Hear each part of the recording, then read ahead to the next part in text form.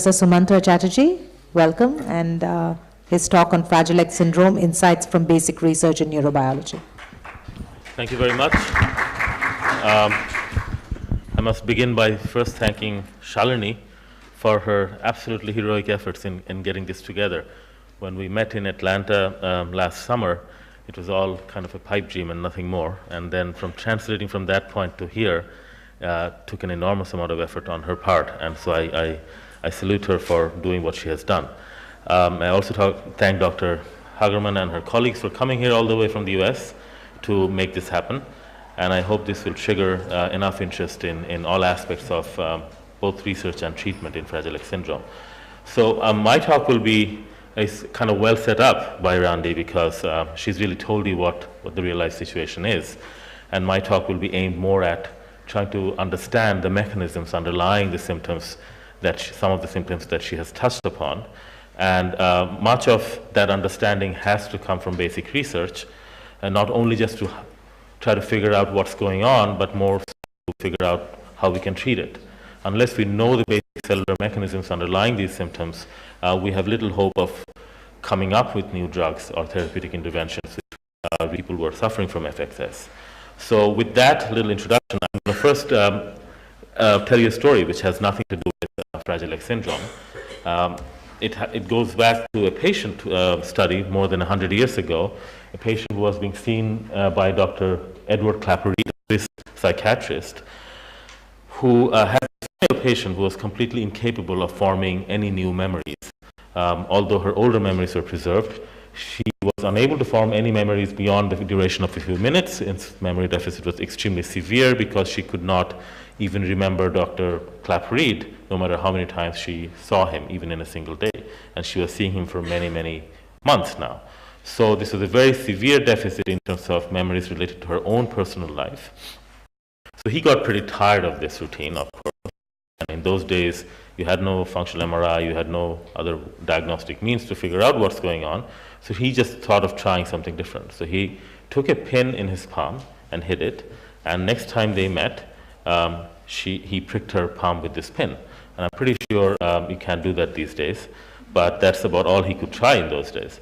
So the hope was that this aversive experience will somehow jog her memory of him the next day. So he came back the next day, and to his complete dismay, she still had no memory of Dr. Clapper-Reid or having met him or anything related to yesterday. So there was a very severe deficit of factual memory related to an event that happened only yesterday with a person she meets many times a day, for many months. Yet at the same time, despite having this very severe deficit in factual memory, she somehow refused to shake his hands. She had this implicit, very strong subconscious sense of danger that shaking his hands is not a good idea. So here you have a situation where you have two conditions existing side by side, a complete deficit of factual memories, yet a very strong sort of emotional fear memory existing related to the same event and the same person. So this asymmetry between factual memories and fear memories or emotional memories is something that we all live with. You have trouble remembering the things you mug up for your exam, you forget it the day after. You have trouble remembering phone numbers, dates, appointments, names, faces. But you may have one emotional event in your life, happy or sad, and that memory will stay with you for life. Right? So this is something that we all encounter. We don't have to be a patient of anybody to encounter this. So there are two structures in the brain which subserve these two kinds of memories. That is the benefit of research that we've had over the last few decades. The hippocampus, which was mentioned by Dr. Hagerman, is crucial for forming factual memories of the kind I just described to you. And the amygdala, a neighboring structure, is crucial for forming emotional memories, such as memories of fearful and stressful events. Both of these structures are buried in the temporal lobe of your brain, and they exist side by side. Here's an inside view of it. So the hippocampus goes around here, the amygdala is over here, and both these structures are crucial for subserving these two contrasting types of memories.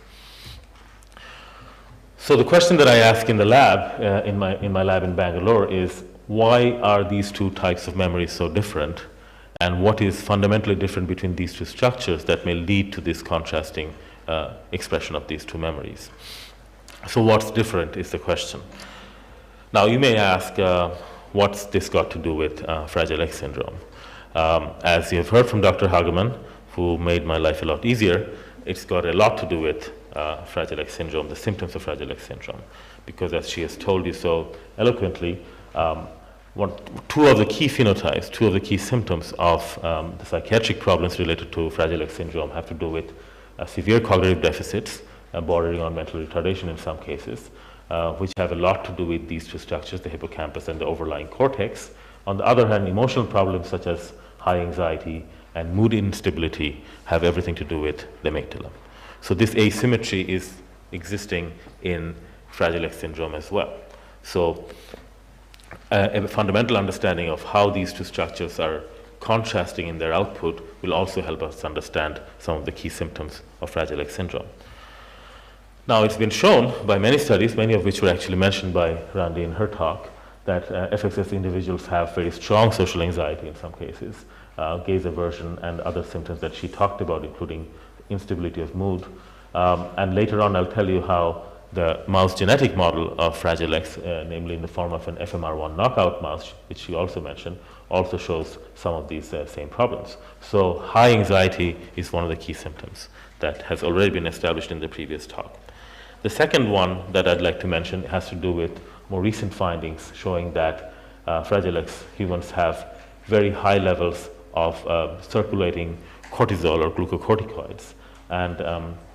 And these are also, they reach high levels following mild social stressors. So high anxiety and high levels of stress are two symptoms.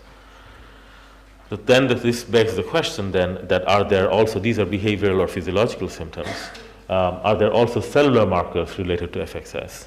And for that answer, we have to go down further on this hierarchy. We've talked about some behavioral symptoms. We have to go down to the level of single neurons and synapses to understand what may be happening at that level. To do this, I'm going to give you a very quick rundown of what the unit of the nervous system is, how neurons communicate. Here are two neurons shown in this schematic. A neuron basically has three key components. One is the dendrite, which is the input end of the neuron. It receives, the dendrites receive information from other neurons, and that's shown here, these branches in purple. And the first neuron sends out information via a specialized compartment called the axon. So the information in form of an electrical pulse comes down the axon, and this axon then terminates and makes contacts with the next dendrite of the next neuron, and these contact points are called synapses. That's where information is transferred from the first neuron to the second neuron through chemical messengers called neurotransmitters. And in the central nervous system, synapses are formed on specialized compartments called spines, shown here. So this is a dendrite, and these little thorny coming out of the dendrite are individual spines, and each of these spines are hosting contact with the previous neuron. So that's where synaptic transmission happens, and I'll have more to say about this later on. So with this little jargon here, we can talk about the third symptom, which has been shown both in Fragile X individuals as well as in the knockout mouse, that there's an abnormally high level of dendritic spines in Fragile X. So high density of spines suggesting high density of synapses is the third key cellular marker for Fragile X syndrome. So then taken together, we have this triad then of high anxiety, high stress responses, expose it to some form of stress, then how do neurons and networks within the amygdala get affected? And so here's a coronal section of the rat brain. Here's the cortex, here's the hippocampus, which is involved in spatial memory and cognitive function. And here further down, over here, is where the amygdala is. And you'll notice immediately that the cells in the hippocampus are nicely layered in a laminar structure, thereby making the neuroanatomy much more accessible and simpler to deal with. In contrast, the amygdala has blobs of nuclei, which has groups of cells in no apparent order, making analysis far more complicated. And that's why we have chosen to look at the amygdala, because it's not really been analyzed in this context in any great detail in the past. For today's talk, I'll only focus on the input interface of the amygdala, namely where the amygdala receives input from the thalamus and from the cortex. And that's shown here. These are two nuclei called the lateral nucleus of the amygdala and the basolateral nucleus of the amygdala. And the question then is simple. You subject animals to stress and then figure out what happens to the neurons, synapses, and molecules. The first thing we found, which had been shown by others before us, is that if you take rats, male Wistar rats, and immobilize them artificially for 2 hours per day for 10 consecutive days, you subject them to some kind of chronic stress. So every day for 2 hours, they're not allowed to move. And the rats hate that, obviously. It's very stressful for them. And then on the 11th day, you measure the behavior. You look at their behavior. In this case, anxiety-like behavior. How do you measure anxiety in an animal? Well, there are many ways. One of the most common ways is to put them on what is called an elevated plus maze. So plus-shaped, 2 arms which are open and well lit, 2 arms which are completely closed and dark, and the whole thing is elevated from the ground. The basic logic behind this test is that the more anxious the animal is, the more time it will spend hiding in the closed arm, meaning it will reduce its open arm exploration. If you give an anxiolytic drug that is used in humans, you can increase open arm exploration. So that's the validation of this test. So with 10 days of chronic stress, on the 11th day when you put these animals in the plus maze, what you see is that they're spending less time in the open arm and they're making fewer entries into the open arm, suggesting there is a significant reduction in open arm exploration following 10 days of chronic stress. Next, we go back to the level of the neuron again. We take the same brains out from these animals and we stain them in a particular way so that we can actually go and look at their dendrites and look at their spines. So we first measure dendrites, and here's an individual neuron, what is called a pyramidal cell in the amygdala, and this is from unstressed animals, and this is from a stressed animal. The thing that leaps out at you immediately is that the stressed neurons have much bigger dendrites. So they have longer dendrites and more branches of dendrites. So these cells are really pumped up, right? And we have quantified that here in this graph, which I won't go into. Why is this surprising? Because before our result, there was 20 years worth of data showing that with the same kind of stress, neurons located in the hippocampus go in the opposite direction. So cells actually shrink as a result of chronic stress. So these are our own data showing that as a result of the same stress in the same brain, the same class of neurons in the hippocampus shrink, but in the amygdala grow bigger. So this was a dramatic display of how the same classes of cells, depending on their location between the hippocampus and amygdala, can go in opposite directions as a result of the same chronic stress. So this gave us a pretty sort of a graphic contrast that we could sink our teeth into. In the hippocampus, the dendrites are shrinking. In the amygdala, the dendrites are growing. And correlated with that is enhanced anxiety. So this gives you the first sort of putative correlation that if you grow dendrites in the amygdala, you might have more anxiety. So now go back to the same schematic again. We have one more step to go. The dendrites are longer, but these dendrites have these synaptic contacts. So one may ask the question, what's happening to the number of synapses? Are those going up more, remaining unchanged, or are they going down? So the question now comes down to the level of spines. We go and measure that. Here's a pyramidal cell with its dendrites. Here's a high resolution of the same thing. You can see the protrusions, you can count them. The bottom line up here is shown that both for primary dendrites and more distal dendrites, the number of spines per unit length of dendrites is significantly higher following the same 10-day chronic stress. So in summary then, following 10 days of chronic stress, neurons in the amygdala not only have more dendrites, they also have more synapses per dendrite, suggesting that the overall synaptic connectivity in the amygdala is greatly enhanced following even 10 days of chronic stress. And that correlates very well with increase in anxiety at the behavioral level. So we have then made a case that if you form new synapses in the amygdala through whatever means, I've given you examples of how we can do it with behavioral stress. I won't have time to talk about the complementary strategy, which involves upregulating specific molecules through in genetic models of mice, transgenic mice, which also give us the same phenotype, that if you form more spines, you get more anxiety. So we have pretty good confidence now with multiple techniques that if you can form synapses in the amygdala, you'll have higher anxiety. So then the question comes up, what's so special about these new synapses? What do they have that might explain the fact that you have higher anxiety? To answer that question, we now have to look at not the structure of the neuron, which is what I've told you so far, but look at the physiology of the neuron, its online functioning. And for that brings us back to the synapse. Here's a blow up of what's happening at the synapse. Here's where the spine is, and here's where the axon is terminating. As I told you, electrical pulses arrive here, then they release little packets of chemicals called neurotransmitters. In these synapses, the neurotransmitters involved are glutamate, which Randy referred to earlier. And this glutamate diffuses across this little gap and then goes and binds to specific receptors, glutamatergic receptors, and then evoke electrical currents in those synapses. So this is an electrical transfer of information, and you can pick out these electrical signaling with the appropriate technique, which is what is shown here. Now, instead of looking at structure, we're now looking at function of these neurons.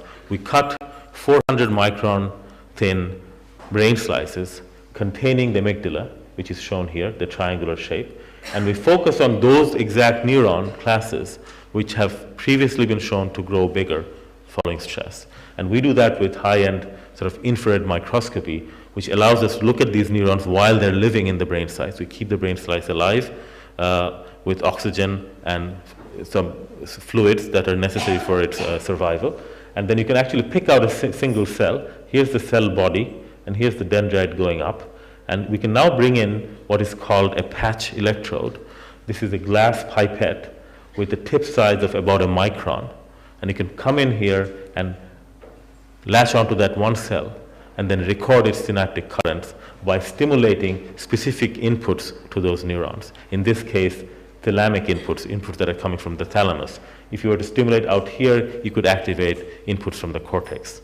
So doing that, you can now excite the cell by passing a little current into these cells, and then the cells will fire what is called action potentials, which are the electrical impulses required for information transfer, and it has typical signature of how the action potentials are fired, telling you that you've got the right class of neurons. Having done that, having set up this preparation, you can now go and look at synaptic transmission. As I told you, glutamate is the neurotransmitter involved. It has the option of binding to actually 3 classes of receptors, 2 of which are shown here. The AMPA receptor, which Randy mentioned earlier, and the other one, the neighboring NMDA receptor, which is crucial, as I'll mention to you in a few minutes. So it binds to both types of receptors, but because of their biophysical properties, which I'll not explain to you today, they have very different manifestations. So if you hold the cell at its normal resting potential, which is a negative 60 millivolts, for example, what you can get is only the current carried by the AMPA receptor, shown here as a fluctuation. This is in the order of tens of picoamperes, 10 to the power minus 12 amperes. And if you do some manipulations and pharmacology, if you excite the cell and hold it at plus 40 millivolts, you can now get a current which is exclusively carried by the NMDA receptor. So in principle, you can stimulate these synapses and tease apart the AMPA current from the NMDA current. And then you can, if you have a trace like this, you can measure its peak value here, you can measure its peak value here, and you can calculate the ratio. And the ratio is just a pure number, which is what is plotted here, which is less than 0.4 in this case. So these are neurons taken from an unstressed control animal. And you record from a population of neurons from multiple animals. What you find is that the NMDA to AMPA ratio is little under 0.4. If you now do the same experiment with stress-treated animals, you can immediately see that the NMDA current has more than doubled, whereas the AMPA current hasn't changed that much. So now the NMDA to AMPA ratio is more than double. It used to be below 0.4, it's now close to 0.8. So per AMPA, the amount of NMDA currents is vastly increased. What's special about that? Well, the special thing about NMDA receptors is that 20 years of research now has shown that the NMDA subtype of the glutamate receptor is absolutely crucial for forming memories.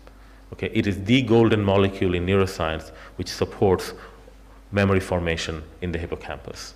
Okay, so if you now have more NMDA current following chronic stress, you can begin to guess what's going to happen in the amygdala. Because I told you already that NMDA receptors are crucial for forming memory, if you have more NMDA currents, the prediction is that you should have more memory. It should serve as an ideal synaptic substrate for stronger memories. But remember the neighborhood. Where are we? We're not in the hippocampus. We're in the amygdala, which is the hub of emotional processing. So if you have the capacity to form stronger memories in an emotional area of the brain, what will you have? You'll have more emotionality, right? And which you can now should be able to test. So then we should specifically then test for to see if there's enhanced emotional memory, namely fear memory, for example. And that's what we do next. We go back and use a behavioral paradigm, which is pretty well known to all of you in one form or fashion. It's basically classical Pavlovian conditioning. You all remember Pavlov's dogs. So if you ring the bell alone, it doesn't mean anything. But if you associate the bell with food a few times, then you come back and ring the bell alone. Now the dog's going to expect food and salivate, right? Same thing, but slightly more cruel. Instead of giving them food, we're giving them electrical shock to the foot. Okay, so if you give the sound alone, it's harmless. The animal doesn't show any fear response. Now if you pair the tone with shocks a few times, as few as 2 or 3 times, and then come back the next day and just play the tone alone, the animal is going to freeze. And that freezing response is a direct measure of its fear response, its fear memory. And that's what we do then. We use this paradigm. 10 days of stress. On the 11th day, we first condition them, and then we do the pairings. Tone, 5 tones with 5 pulses of electrical shock to the foot. Come back a day later. So here's the data from the training. So remember, percentage of freezing is a measure of the memory. More freezing, more memory. Over here are the 5 episodes of pairing. With each pairing, you can see that the freezing is going up, both in the unstressed and stressed animals. They're basically learning that tone will be followed by shock. And after 5 trials, they both reach about the same level of fear after the 5th trial, meaning that both groups display comparable learning in terms of the association between the tone and the shock. A day later, we bring them back, but to an entirely different environment. We put them back in their home cage where they're most comfortable. Why so? We do not want the confound of the context. If you have been shocked in a room and you come back to the same room and there's no shock, there's no tone, you'll still show fear because something bad happened in this room. That component of the spatial context is processed by the hippocampus, and we don't want that to be involved in this test. So we want to take that out. So we put them in their home cage with a different odor, different lighting, different environment. So now the hippocampus is out of the equation. All we are testing for is the amygdala-specific fear memory. So next day, we just put them back in here and give them only 3 tones in a row, and then see what happens to their freezing. This video will show you one of each, an unstressed animal and a stressed animal. And when the light comes on here, that's when the tone is played. So that's when you'll see a change in behavior.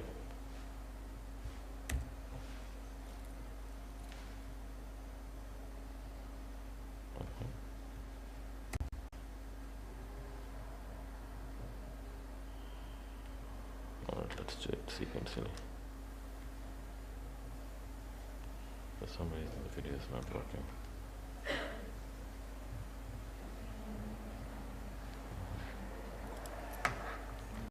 Let me just try that again.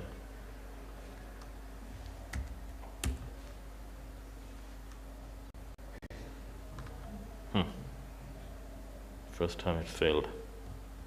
Try this.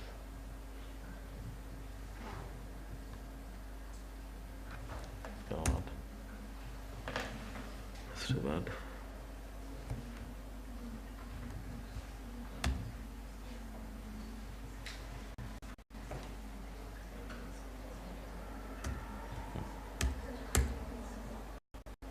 I guess it's not going to work.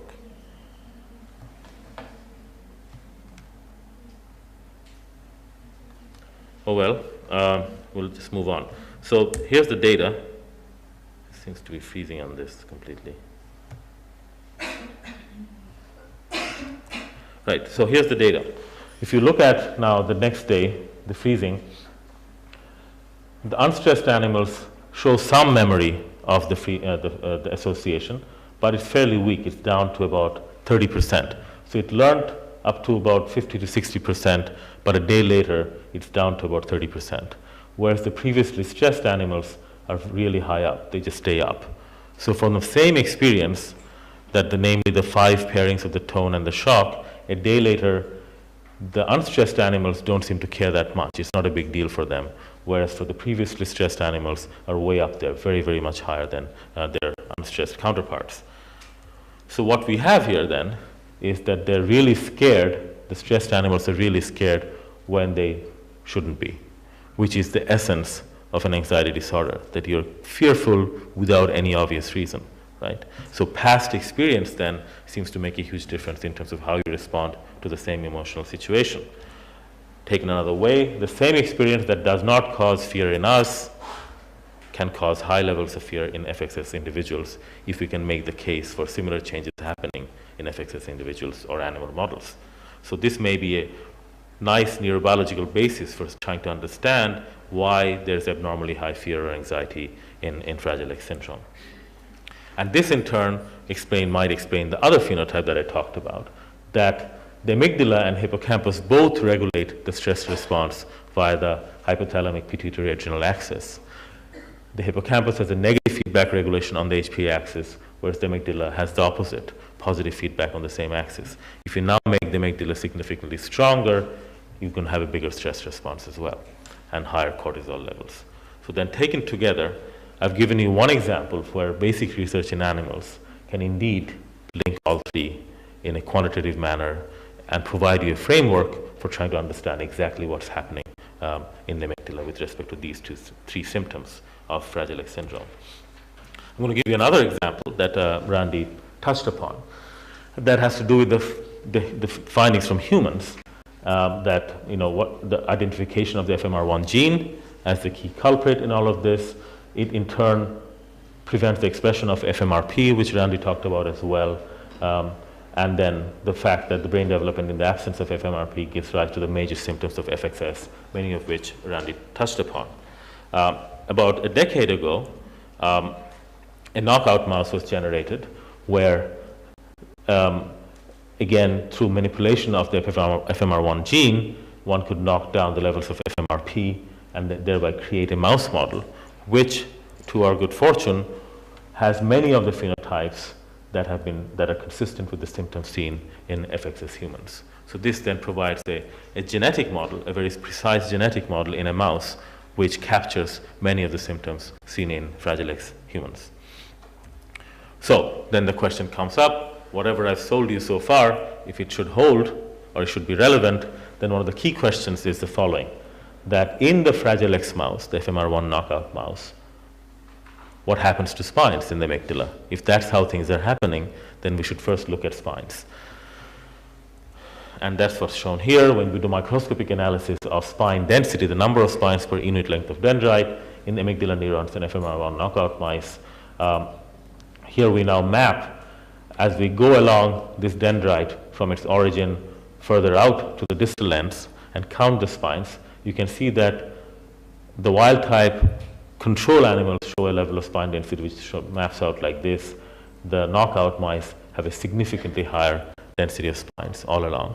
So indeed, amygdala neurons have higher spine density in the FMR1 knockout mice, both for apical as well as basal dendrites. So that part of the prediction then holds. So this could be the basis, cellular basis for why anxiety should be high.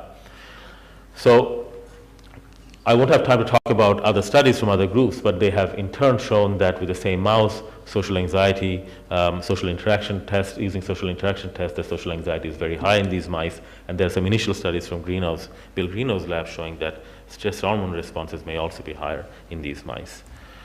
So one last example, and this has to do with, can we do something about this? Can we reverse the spine phenotype, for example? And I won't have time to talk about the detailed science related to this, but I'll just give you a flavor of what one can do in the lab. I've already told you that the FMR1 knockout mouse has more spines and more immature thin long spines, something that Randy also mentioned, which is abnormally high compared to normal mice. We have another mouse, a transgenic mouse made in MIT by my collaborator Susumu Tonegawa, where the opposite has been seen. And this has to do with a protein called, a kinase called P21 activated kinase, or PAC for short. And in this mouse, PAC expression has been suppressed, again through genetic means. So these are both genetic models of manipulating different genes. But what we observed in a previous paper in that mouse is that it has just the opposite. It has more mature spines and lower spine density. So the mirror opposite of the FMR1 knockout mice. This then raises the question that suppose the signaling, is there an overlap in the signaling pathways involving FMRP and PAC? And if so, then they might antagonize each other, and you can possibly rescue the phenotypes seen in the FMR1 knockout mice by crossing them with the PAC mice. So that's then the question. If you take mice of these two different phenotypes, which have different mirror opposite spine phenotypes, cross them and breed them, what happens then to spines in these crossed mice? So here's again spine density in normal mice. So you're counting spines along the dendrites from proximal to distal, and that's the map there. Number of spines per unit length of dendrite looks like this. As I've already told you, this is now in cortex. The same thing holds. In the FMR knockout mice, there's an increase in spine density. The PAC mice has the opposite phenotype, and when you look at the crossed mice, you completely come back to normal. So you can actually rescue the spine phenotype in the FMR knockout mice. So it's indeed possible to rescue the abnormal spine morphology and density in the Fragile X mice by intervening in this kinase with this kinase. Just one example of what can be now done down to the level of genes in terms of looking at cellular phenotypes. The last thing I'm going to mention is something that I put in as Randy was giving her talk, and this has to do with the mGluR theory, the metabotropic glutamate receptor theory that has come out of Mark Baer's lab. And I've told you about the NMDA receptors, and I have told you about PAC and things like that over here. The other receptor, the key receptor that glutamate can bind to, is metabotropic glutamate receptor. And this is an oddball because it actually doesn't pass ions through it. It just goes and does intracellular signaling such that calcium is released inside the cell. Okay? So there's no direct electrical readout of this receptor. But what has been proposed by Mark Baer and colleagues about 4 years ago is that many of the psychiatric and neurological aspects of Fragile X syndrome are a consequence of exaggerated responses to mGluR5 activation. So somehow the signaling through mGluR5 is abnormally high, and that's what leads to the symptoms that you see. And this theory has actually held up rather well in the last 3 years. Many of the symptoms can be explained by this. And I'm going to give you one example from my own lab that again adds to significant data to this theory. Now, to do that, I have to just explain to you one more thing that Randy sort of mentioned in passing, which has to do with synaptic plasticity. I've told you how the synapses look, but these synapses are not static entities. They can change as a result of experience or activity. How do they change? Well, you can go and do the same experiment I told you about. You can record from a cell, stimulate the synapse, and you could get a synaptic potential, shown here, this little curve in dark. Okay? And you can stimulate once every minute and keep stimulating, and convince yourself that the synaptic response as a result of this low frequency once a minute stimulation is not changing. Okay? So it is indeed static at this level.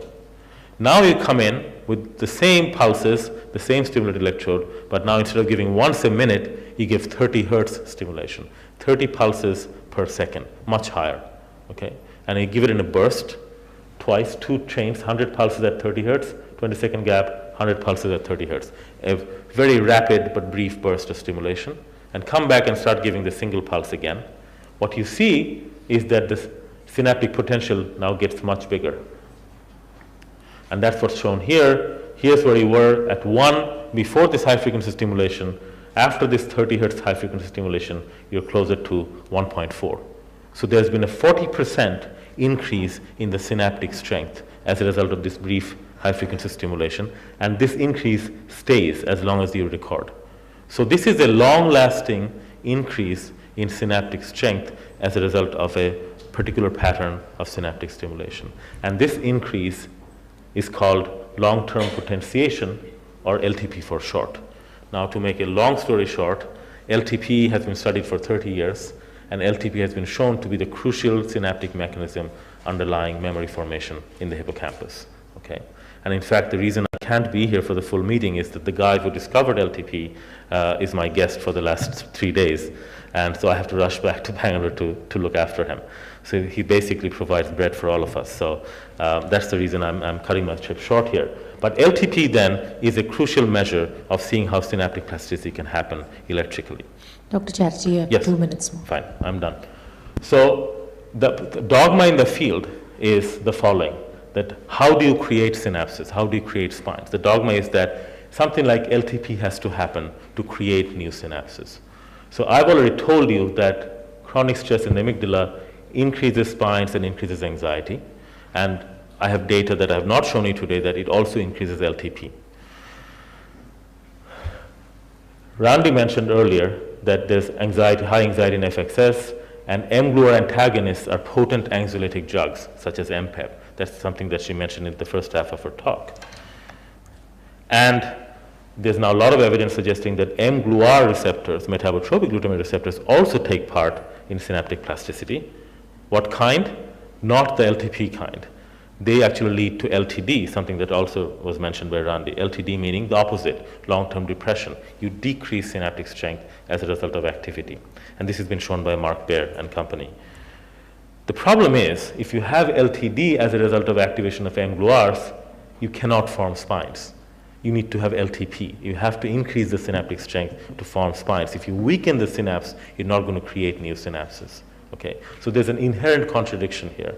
All of this data, however, comes from the hippocampus. So my naive prediction then was that you will not get LTD in the amygdala. If you need to create synapses in the amygdala through mGluR receptors, you cannot have LTD. You must have LTP.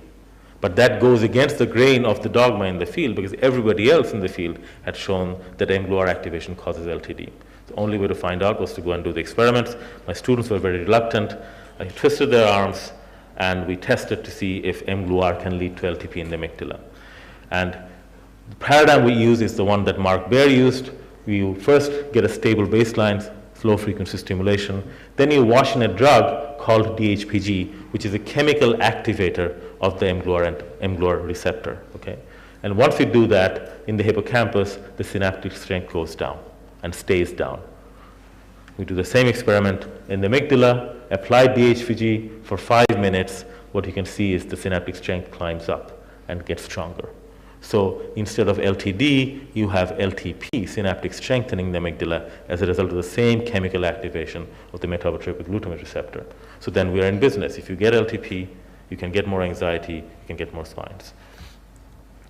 And this, to our relief, this LTP is indeed blocked by MPEP, which is the anxiolytic that Dr. Hagerman mentioned earlier, and it is a specific mGluR5 blocker. So I end here then with some good news, hopefully, that within the framework that I have discussed today, it is indeed possible to analyze the relationship between these symptoms in great detail, from the behavior level to the cellular synaptic level, down to the level of molecules and genes. So animal models are indeed useful in this regard. In the last 5 years, the focus on the mGluR theory has given rise to many, many new exciting findings, which are all very promising, because many of this new data will clearly lead to new therapeutic interventions, such as the ones that are mentioned by Randy, including Seaside Therapeutics, who are actively pursuing this angle. What is also crucial to learn from this, the lesson that one takes away from this, is that a partnership between clinical researchers such as Randy herself, brave parents like some of those who are in the audience today, and scientists like myself need to team up together to really get an efficient strategy in place. And this has indeed helped bridge the gap between these communities in the US. It has led to a very exciting exchange of ideas and information, and has really pushed us hard in the laboratory to come up with new findings that can affect or improve things in the real world. And the National Fragile X Foundation in the US and FRAXA as well have really glowing examples of how this can happen. What we now need is to do the same thing in India. And for this, I hope that Shalini's efforts today and this meeting provides the platform for doing just that. I do believe that we have the two other components in place, very much so, and I would humbly submit that some of our scientists in the lab can also contribute to that effort in India. With that, I'll thank my funding agencies and collaborators and take questions. Thank you very much.